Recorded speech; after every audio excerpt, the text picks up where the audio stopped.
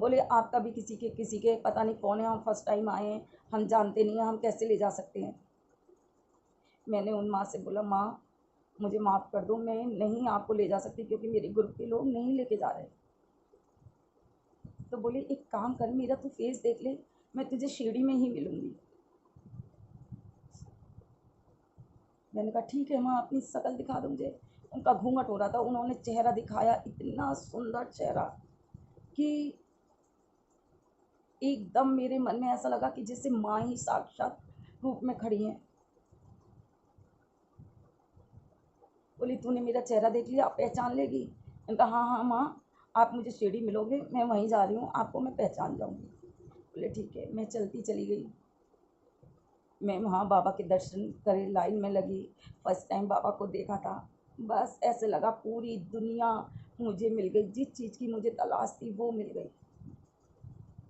मैं रोती थी कि मेरी मंजिल कहाँ है, लेकिन पता लगा मंजिल मेरी बाबा है। उसके बाद मैं बाहर निकल के आई, मत्था टेका, मुख दर्शन किया। उसके बाद हम समाधि बनी हुई है वहाँ, जो बाबा के साथ रहते थे, जो बाइज़ा माँ की जब समाधि पे गई, उनकी फ़ोटो देखी, मैं हैरान रह गई।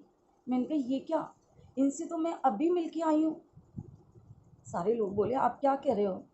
मैंने कहा हाँ भैया, अभी जिनसे मैं बात कर रही थी ये वो ही हैं। इन्होंने मुझे अपना फेस दिखाया, ऐसे ही फेस था।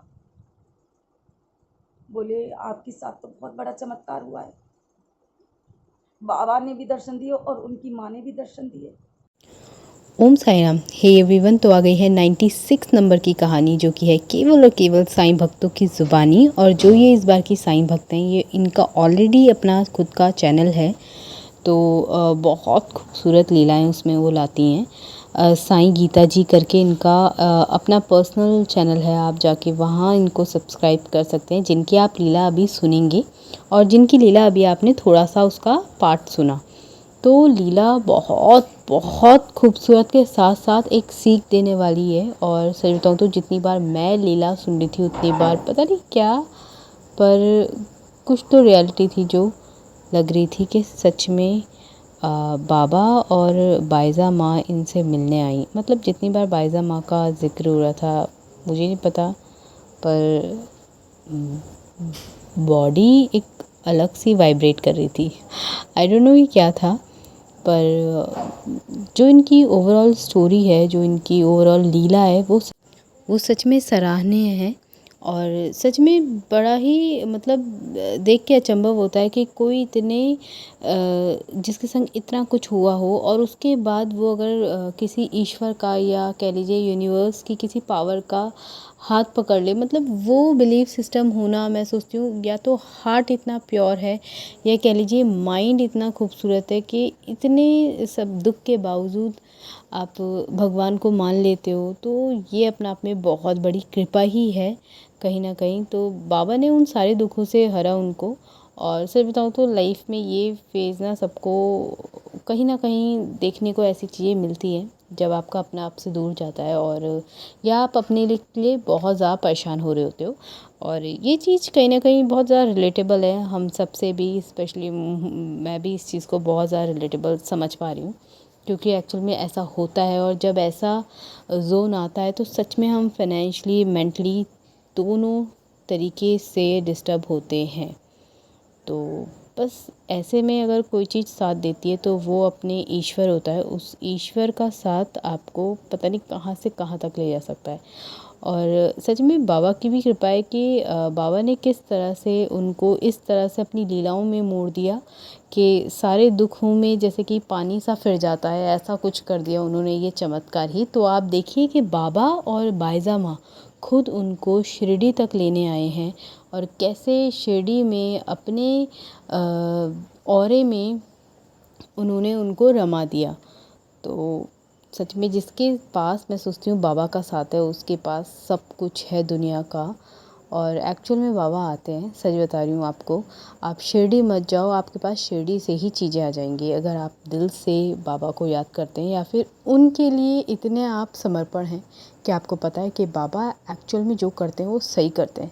तो आइए सुनते हैं ये एक प्यारी सी लीला, बहुत खूबसूरत लीला साईं गीता जी की ज़ुबानी, और सबसे पहले याद रखिए कि लीला या स्टोरी सुनने पहले एक बात हमेशा ध्यान रखें कि सबसे ऊपर कर्म और इंसानियत है, उसके बाद वो जिनको आप मानते हैं। जैसे मेरे लिए मेरे साईं, आपके लिए कौन है, कमेंट करके ज़रूर बताइएगा। आइए सुनते हैं ये लीला।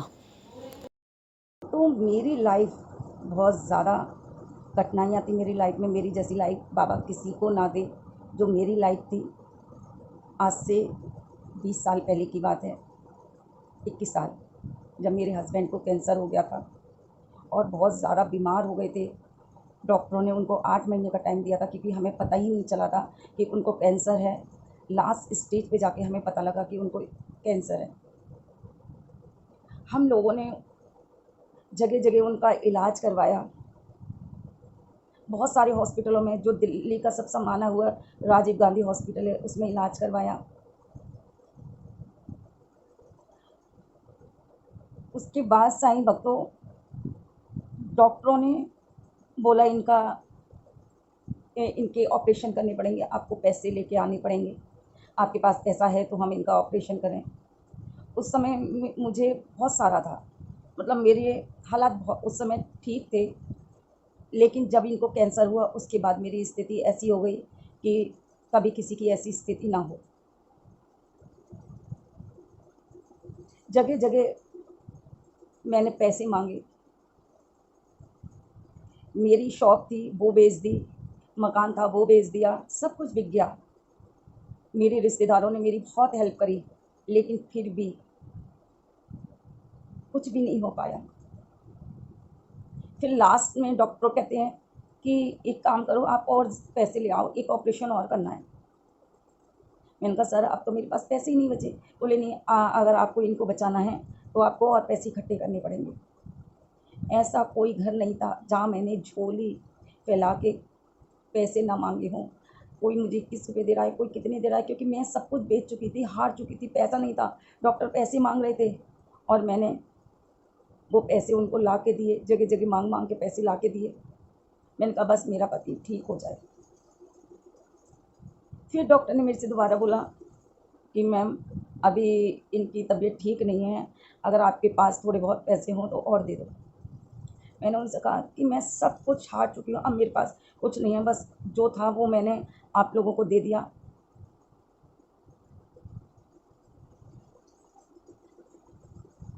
तो साईं बाबा को मैंने जब कभी देखा ही नहीं था, सुना बहुत था लेकिन देखा कभी नहीं था। मैंने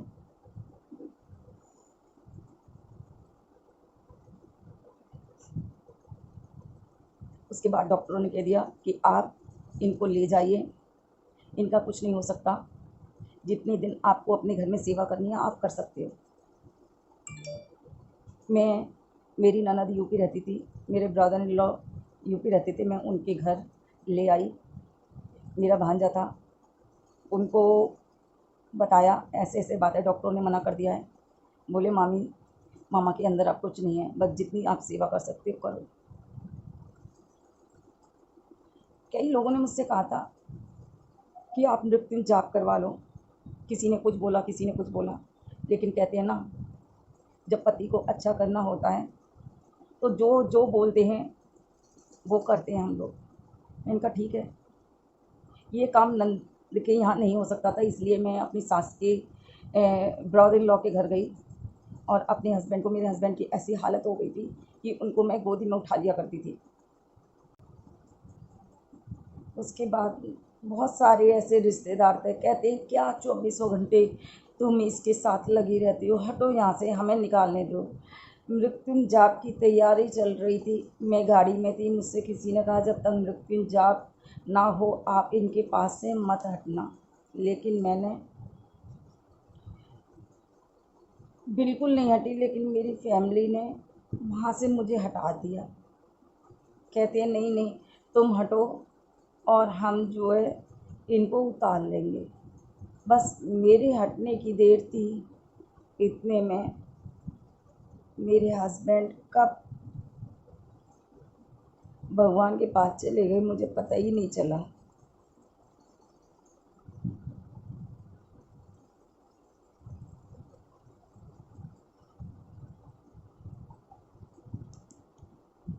उसके बाद मेरी लाइफ में इतनी कठिनाइयाँ आई हैं, इतनी कठिनाइयाँ आई, क्योंकि मेरे बच्चे बहुत छोटे थे।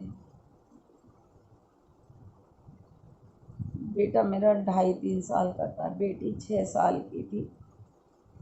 कोई कुछ बोल रहा था, कोई कुछ बोल रहा था, लेकिन मुझे पता उस समय होता कि मेरे बाबा हैं और मेरे बाबा सब पर कृपा करते हैं, तो आज शायद वो जिंदा होते हैं।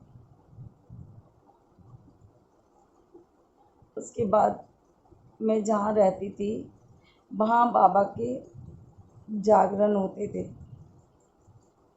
साईं बाबा के। मैं सबसे यही पूछती थी ये कौन है? सारे कहते ये शिरडी के साईं बाबा हैं।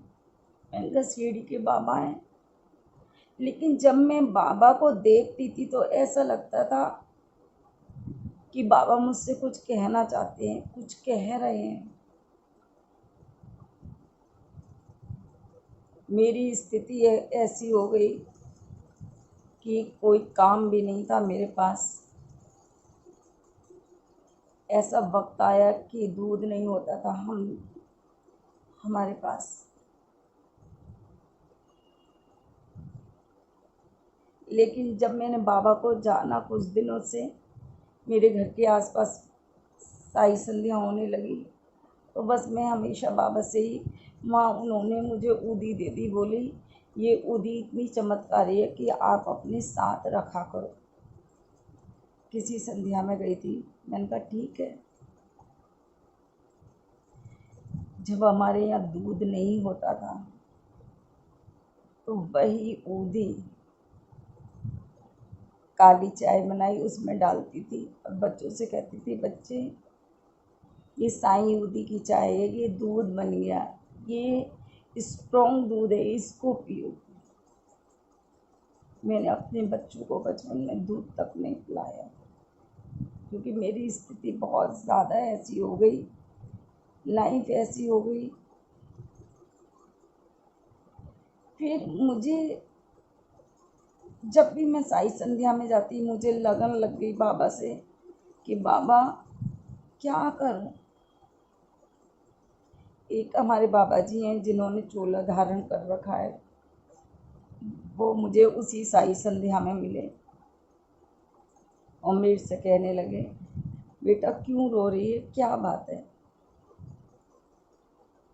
मैंने उन्हें बताया बाबा जी बस ऐसे ही। बाबा जी बोले नहीं कोई तो बात है। मैंने कहा बाबा जी मैं बहुत परेशान हूँ, और ये बाबा शिरडी वाले बाबा हैं, इनके दरबार में जाना चाहती हूँ। सब कहते हैं कि एक बार जो भी इनके दर पे जाता है वो कभी खाली नहीं लौटता। अब मेरे पास इतने पैसे नहीं थे कि मैं शिरडी जा सकूं।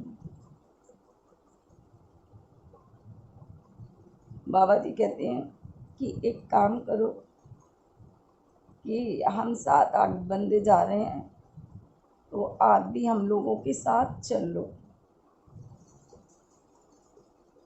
मैंने कहा बाबा जी अभी मेरे पास पैसे नहीं हैं, मैं कैसे जा सकती हूँ। बोले नहीं तुम चलो, देखते हैं क्या होता है। बाबा जी मुझे ले गए, वहाँ बहुत सारे ऐसे साईं भक्त थे, किसी ने मेरी टिकट करा दी।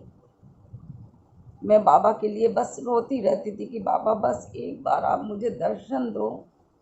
बाबा ने मुझे सपना दिया था, बस सपने में ही दर्शन दिए थे, और वो कह रहे थे तू बस एक बार शिरडी आ जा।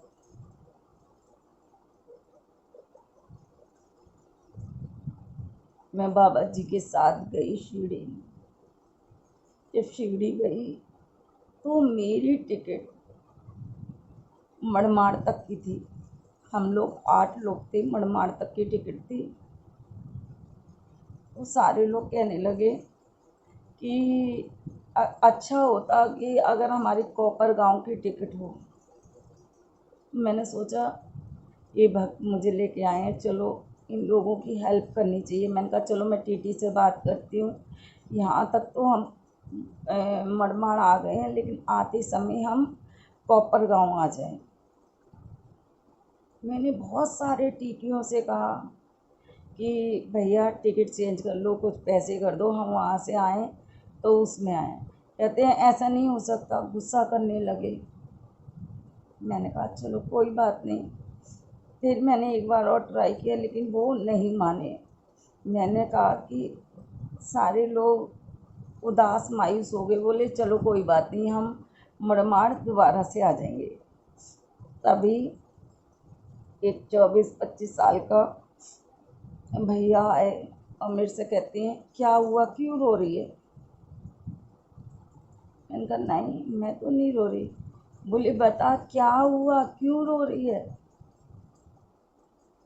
मैंने कहा भैया पता नहीं, मैंने टीटी वाले भैया से बोला था कि हमारी आते समय की कॉपर गांव की टिकट कर दें, और हमारी मड़माड़ की टिकट है, लेकिन वो कर ही नहीं रहे हैं। मैंने कहा उनको कि हम पैसे भी दे देंगे, लेकिन वो मान नहीं रहे। बोले कोई बात नहीं, तुम मेरे साथ चलो।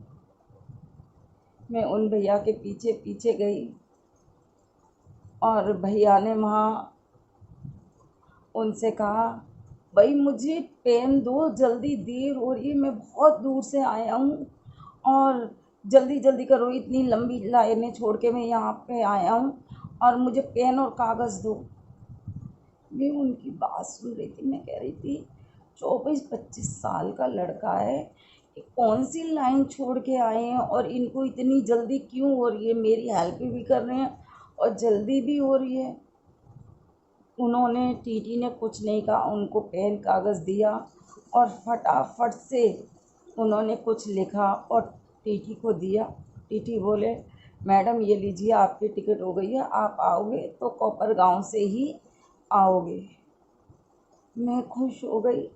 मैंने कहा सच में हमारी हो गई टिकट? बोले हाँ। तो मैंने कहा अभी तक तो आप मना कर रहे। बोले नहीं, वो आए थे, उन्होंने कहा है कि कर दो। मुझे इतनी खुशी थी कि मुझे यही नहीं पता लगा कि वो भैया कहाँ गए। जब मैंने चारों तरफ निगाह दौड़ाई, कुछ नहीं, सिर्फ बाबा की रज थी। वहाँ फूल पड़े हुए थे जहाँ वो बाबा खड़े हुए थे। फिर मेरी समझ में आया कि वो बार बार कह रहे थे कि मुझे लेट हो रहा है, मैं इतने भक्तों को छोड़ के आऊँ। तो वो शीढ़ी से देख रहे थे भक्त की विपदा, भक्ति, परेशानी। वो दौड़ के आ गए और मेरी टिकट करवा के चले गए। साईं भक्तों, बाबा अपने भक्तों पर इतनी कृपा करते हैं। आप 7 समुंदर पार भी हो, आपको प्रॉब्लम है, तो बाबा आपकी प्रॉब्लम ज़रूर दूर करेंगे। उसके बाद मैंने बोला कि बाबा आप आए भी, दर्शन दे के चले भी गए, और मैं पहचान भी नहीं पाई आपको, और मैं पहचान भी नहीं पाई आपको। इसके बाद मेरे साथ एक और चमत्कार हुआ कि एक लेडी थी, वो वहाँ मुझे मिली स्टेशन पे, और मुझसे कहने लगी बेटा मुझे शिरडी चलना है तेरे साथ। मैंने कहा माँ ठीक है। मेरे अपने ग्रुप के लोग थे, मैंने उनसे कहा भैया इनको ले चलो। तो बोले आपका भी किसी के पता नहीं कौन है, हम फर्स्ट टाइम आए हैं, हम जानते नहीं हैं, हम कैसे ले जा सकते हैं। मैंने उन माँ से बोला माँ मुझे माफ़ कर दो, मैं नहीं आपको ले जा सकती क्योंकि मेरे ग्रुप के लोग नहीं लेके जा रहे। तो बोले एक काम कर, मेरा तू फेस देख ले, मैं तुझे शिरडी में ही मिलूँगी। मैंने कहा ठीक है माँ, अपनी शक्ल दिखा दो मुझे। उनका घूंघट हो रहा था, उन्होंने चेहरा दिखाया, इतना सुंदर चेहरा कि एकदम मेरे मन में ऐसा लगा कि जैसे माँ ही साक्षात रूप में खड़ी हैं। बोली तूने मेरा चेहरा देख लिया, आप पहचान लेगी? मैंने कहा हाँ हाँ माँ, आप मुझे सीढ़ी मिलोगे, मैं वहीं जा रही हूँ, आपको मैं पहचान जाऊँगी। बोले ठीक है। मैं चलती चली गई। मैं वहाँ बाबा के दर्शन करे लाइन में लगी। फर्स्ट टाइम बाबा को देखा था। बस ऐसे लगा पूरी दुनिया मुझे मिल गई, जिस चीज़ की मुझे तलाश थी वो मिल गई। मैं रोती थी कि मेरी मंजिल कहाँ है, लेकिन पता लगा मंजिल मेरी बाबा है। उसके बाद मैं बाहर निकल के आई, मत्था टेका, मुख दर्शन किया। उसके बाद हम समाधि बनी हुई है माँ जो बाबा के साथ रहते थे, जो बाइज़ा माँ की जब समाधि पे गई उनकी फ़ोटो देखी, मैं हैरान रह गई। मैंने कहा ये क्या, इनसे तो मैं अभी मिल के आई हूँ। सारे लोग बोले आप क्या कह रहे हो। मैंने कहा हाँ भैया, अभी जिनसे मैं बात कर रही थी ये वो ही हैं। इन्होंने मुझे अपना फेस दिखाया, ऐसे ही फेस था। बोले आपके साथ तो बहुत बड़ा चमत्कार हुआ है। बाबा ने भी दर्शन दिए और उनकी माँ ने भी दर्शन दिए। मुझे बहुत तेज़ फीवर चढ़ गया, इतना तेज़ फीवर हो गया सीढ़ी में कि बहुत ज़्यादा। सारे पट्टियाँ करने लगे मेरे, सब वहाँ बैठे हुए थे। तो जो मेरे बाबा जी गए हुए थे उन्होंने चोला धारण कर रखा है। उन्होंने कहा जब किसी शक्ति का हम दर्शन करते हैं तो अपने आपे में नहीं रहते, हमें यही नहीं पता होता कि हम क्या कर रहे हैं, और उस शक्ति का दर्शन होते ही उसका तेज हम सहन नहीं कर सकते, तब ऐसा होता है। उसके बाद सबने मुझे ऊदी लगाई, जल में मिला के पानी दिया, चरणामृत दिया बाबा का, जो वहाँ स्नान का जल मिलता है वो पिलाया मुझे। उसके बाद मुझे फ़ीवर वगैरह मेरा ठीक हो गया और एक दिन में ही मैं ठीक हो गई। उस दिन के बाद है कि बाबा मेरी लाइफ में हमेशा हमेशा के लिए मेरे साथ हो गए। और मैं हमेशा बाबा से यही कहती थी, बाबा सुबह उठूँ तो तेरा दर हो, शाम को उठूँ तो तेरा दर हो, बस हर पल हर घड़ी तेरा दर हो। तो बाबा ने मुझे अपनी मंजिल बताई कि तुम्हें बहुत आगे जाना है, लोगों का भला करना है, लोगों के बारे में आपको दुआएं करनी है, लोगों के लिए दुआएं करनी है। अगर तुम लोगों के लिए दुआ करोगे तो मैं खुश हूँगा। इसलिए साईं भक्तों, मैं जितने भी संसार में लोग हैं मैं सबके लिए दुआ करूँगी कि बाबा इस संसार को जिस स्थिति में चल रहा है वो स्थिति सही कर दो। मेरी लाइफ बहुत ज़्यादा, क्योंकि मैंने ये आपको शॉर्टकट में बताया, अगर बहुत लंबी बात करती तो बहुत लंबी वीडियोस हो जाती। इसलिए मेरा साईं से सफ़र, साईं तक का, साईं गीता तक का यहीं तक, और आगे मुझे बाबा और आप लोग आगे लेके जाएंगे। मुझे अपने बाबा पर पूरा भरोसा है कि बाबा इस चैनल को बहुत आगे तक लेके जाएंगे। और मैं आप लोगों के लिए दुआ करूँगी कि बाबा आपकी हर समस्या का हल करें। जो भी समस्याएं आपकी, बाबा उन पर कृपा करें, बाबा आपकी सुने। तो साईं भक्तों, बाबा से प्रेम और विश्वास बनाए रखें। बाबा हमेशा आप लोगों पर कृपा करेंगे और ऐसी आप लोगों पर हमेशा कृपा बनी रहे। तो ओम साई राम, जय साई राम। तो आइए सबसे पहले कमेंट ले लेते हैं। तो इस बार हम 2 कमेंट लेने जा रहे हैं। जी हाँ, एक है जिन्होंने बोला है बाबा के दर्शन करना चाहती हूँ, प्लीज़ प्रे करें, ओम साई राम। तो ओम साई राम जी। और रही बात बाबा के दर्शन की, आपने ये बोल दिया है तो बाबा आपको यकीन नहीं आएगा, किसी ना किसी रूप में तो आके आपको दर्शन दे जाएंगे, बस पहचानना आपको ही है। ज़रूरी नहीं है कि बाबा इंसान रूप में आएंगे या फिर जिस वेशभूषा में वो दिखते हैं उस ही फॉर्म में आएंगे, नहीं। आप ना दिल दिमाग से बिल्कुल समर्पण वाली भाव रखना और क्रिस्टल क्लैरिटी वाला दिल दिमाग रखना, तो बाबा आपको जिस रूप में आएंगे ना, आपको ये पछतावा नहीं होगा कि मैं पहचान नहीं पाई। अदरवाइज़ लोगों का ये होता है कि बाबा आते हैं बट वो बाद में कहते हैं हाँ वो बाबा ही थे पर हम पहचान नहीं पाए, ठीक है ना। मैंने 2-3 लीलाएं ऐसी कवर कराई हैं जहाँ पे मतलब बाबा को पहले इनविटेशन दिया गया है, उसके बाद बाबा आए हैं तो एक किसी को फ़कीर समझ के वहाँ से हटा दिया गया कि अभी नहीं, तुम हटो यहाँ से, हम बाद में खाना देंगे। और बाद में पता चलता कि बाबा ने सपनों में दर्शन दिया कि मैं आया था, तू ही नहीं पहचान पाया। तो यही वाली बात है, अगर आप सच में दर्शन करना चाहते हैं, दिल दिमाग से प्योर रहिए, इंसानियत निभाइए। देखिए सारी चीज़ों से हटके इंसानियत सबसे ऊपर है। आप इंसानियत निभाइए। और अगर ऐसा भाव होगा तो बाबा क्यों दर्शन नहीं देंगे, मैं सोचती हूँ ज़रूर दर्शन देंगे भाई। और दूसरा है कमेंट हमारी साईं गीता जी आंटी का। देखिए जो अभी लीला आप सुन रहे हैं ना, ये कमेंट उनका है, तो ये उनका चैनल है। मैंने स्पेशली जानती उनका नाम को हाईलाइट इसलिए करा है ताकि चैनल को आप फॉलो कर सकें।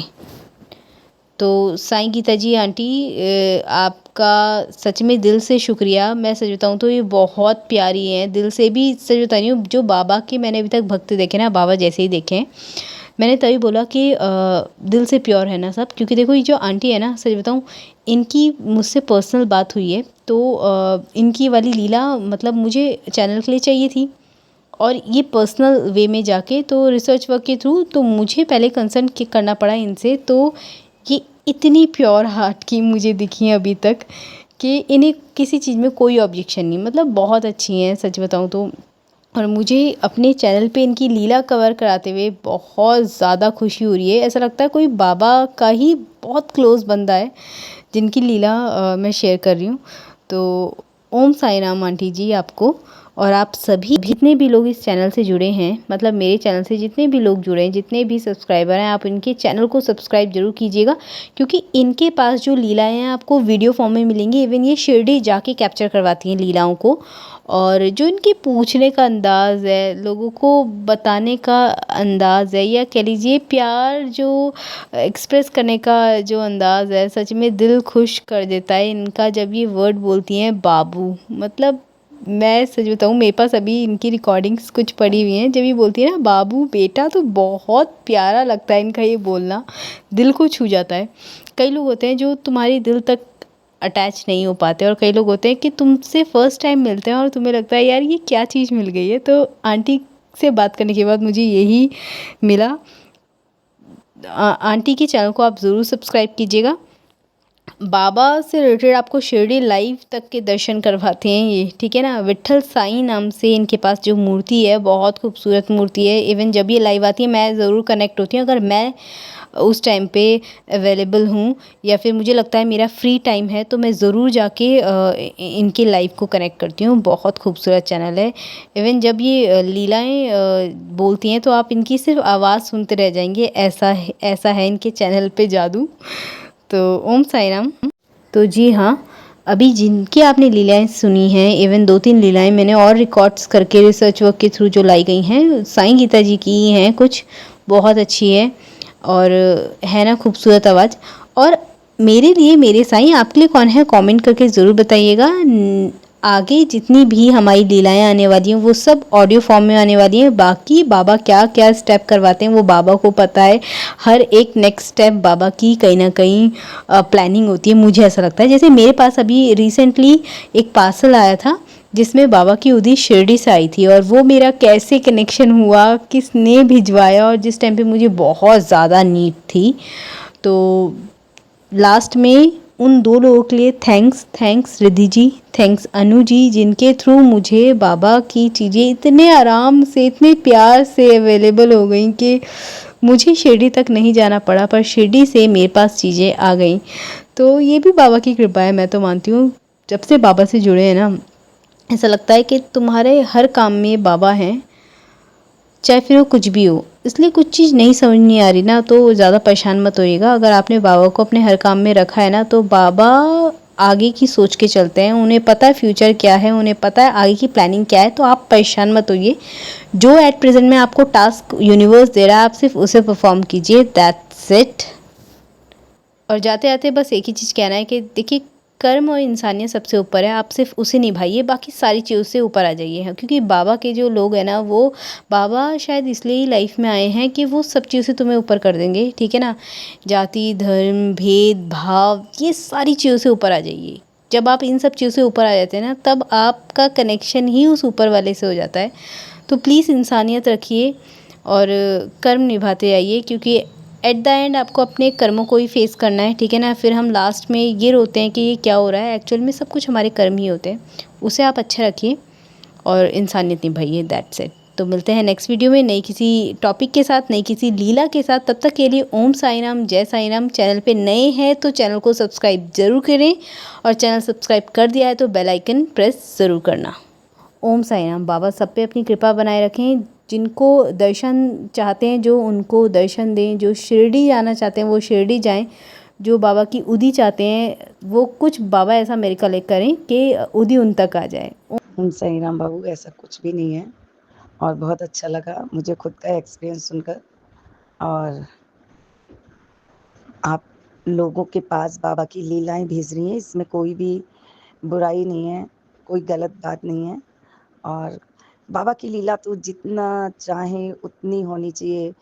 जितनी ज़्यादा बाबा की लीला हम लोगों के साथ शेयर करेंगे उतना उनका भरोसा बाबा के ऊपर होगा। हालांकि सभी भरोसा करते हैं बाबा पर, लेकिन क्या होता है बहुत सारे ऐसे भक्त हैं जो विश्वास खो देते हैं, जो भरोसा नहीं कर पाते हैं। लेकिन एक हमारे एक्सपीरियंस से कुछ बाबा की लीला सुनकर उनको विश्वास हो जाता है कि इनके साथ बाबा ने किया है तो मेरे साथ भी बाबा ज़रूर करेंगे। क्योंकि मेरे साथ तो बाबा ने इतनी लीला की है, इतनी लीला की है कि मेरी पूरी ज़िंदगी ख़त्म हो जाएगी लेकिन लीला कम नहीं होएगी। तो बाबा बहुत लीला करते हैं, बहुत लीला करते हैं। और अगर हो सकेगा तो मैं भी अपनी कोई भी लीला आपको बाबा की ज़रूर शेयर और करूँगी। मैंने लीला को वहीं स्टॉप कर दिया था, पर फिर मुझे याद आया क्यों ना आपको उनका एक बार वॉइस नोट सुनाया जाए जो सच में बहुत दिल को छू लेने वाला है। तो ये मेरा चैनल है, एज अ फैमिली मैं इस चैनल को मान के चलती हूँ। तो जो चीज़ मुझे अच्छी लगती है वो मैं आप लोगों के साथ शेयर करती हूँ। जो चैनल मुझे अच्छे लगते हैं वो मैं आप लोगों को रिकमेंड करती हूँ कि आप जाओ, जाके सब्सक्राइब करो, लाइक करो, क्योंकि ये जो रिसर्च वर्क है ना, ये मैंने सच बताऊँ तो इस फैमिली के लिए करा है। तो ये वॉइस सुन के आपको लगता है ना कि जो मैंने बहुत लोगों के मुंह से ये वर्ड सुना है कि बाबा अपने बंदे खुद चुनते हैं। मतलब आप बाबा को नहीं चुनोगे, बाबा आपको चुनेंगे। और जब वो आपको चुनेंगे ना तो उनका पता है क्या सेटअप है, उनका है उन जैसा माइंडसेट। यानी जो बाबा ऐसे दिल दिमाग का होता है ना, जिसकी वाणी मैंने अभी तक बाबा के बंदों की वाणी सबसे खूबसूरत देखी है। जैसे कि मैं साईं दीदार एक चैनल है उसके लिए बोलती हूँ, उस चैनल के लिए क्या खूबसूरत आवाज़ है। उस दिन उसकी उनकी आवाज़ से मतलब मेरा दिन स्टार्ट होता है। ऐसी मुझे साईं गीता जी की आवाज़ भी इतनी प्यारी लगी। मतलब सच में जो लोग प्यार से भरे होते हैं उनकी आवाज़ इतनी खूबसूरत कैसे हो सकती है। तो चैनल ज़रूर सब्सक्राइब करिएगा अगर आपको और आवाज़ इनकी सुननी है और प्यार देखना है बाबा के प्रति और हम सब के प्रति। तो साईं गीता जी करके चैनल है, ये रहा वो चैनल।